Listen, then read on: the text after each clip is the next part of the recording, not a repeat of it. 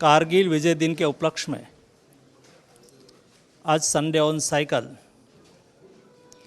साबरमती आश्रम से गुजरात विद्यापीठ यानी कि महात्मा गांधी जी जहाँ से साइकिल से रेगुलर आया जाया करते थे वो रूट पर हुआ। इस संडे ऑन साइकिल में देश के आर्म फोर्सेस ने ज्वाइन करा, हमारे साथ साइकिलिंग करा और देश को संदेश दिया कि संडे ऑन साइकिल एक फिटनेस का मंत्र है। जब आप पेडल लगाते हैं तब आप स्वास्थ्य का मंत्र को चरितार्थ करते हैं।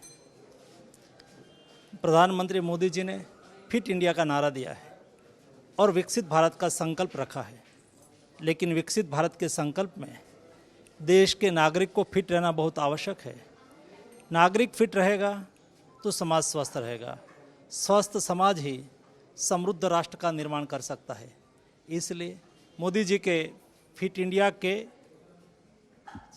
संकल्प को चरितार्थ करने के लिए समग्र देश में हर संडे साइकिलिंग करी जाती है।